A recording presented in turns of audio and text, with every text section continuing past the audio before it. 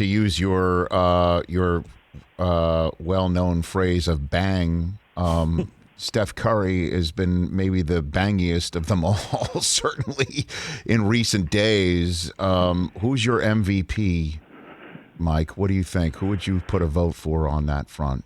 I would, and I do think you really need this year to wait to the very end of the season. Sure. Because there's still so many important games, and we kind of tend to have our votes all set like a month ago. But to me, with so much at stake still, these games are huge.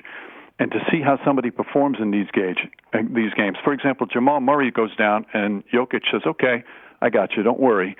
So that showed me a lot. So right now I would say he's the guy that I would go for, just for his consistency, for his overall, what he does for that team night in and night out. And quite frankly, his ability to stay on the court is, that's one of the key statistics for every team this year.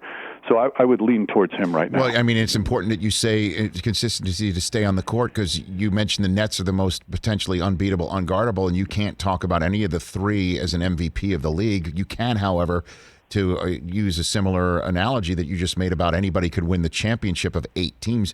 You could make a case for 8 MVPs, 8 different MVPs. I think you could probably get close to that.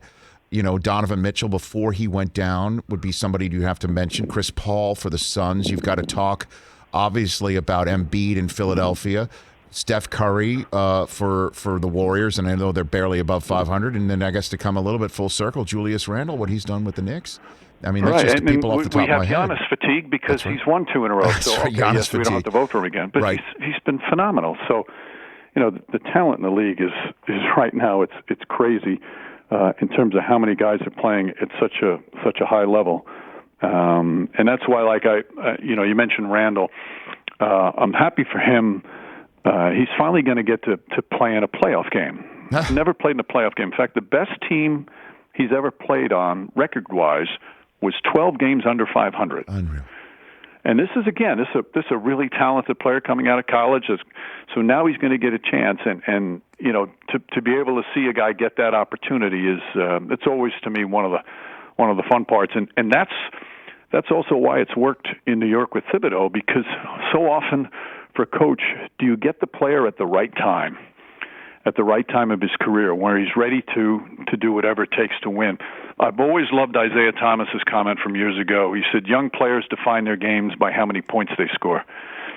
But then you go, the older veterans define their games by how many playoff wins they get. And with Julius Randle right now, he's enjoying the scoring, but he wants playoff wins. Hey, you watched all the way to the end. Thanks for that. Watch more right here.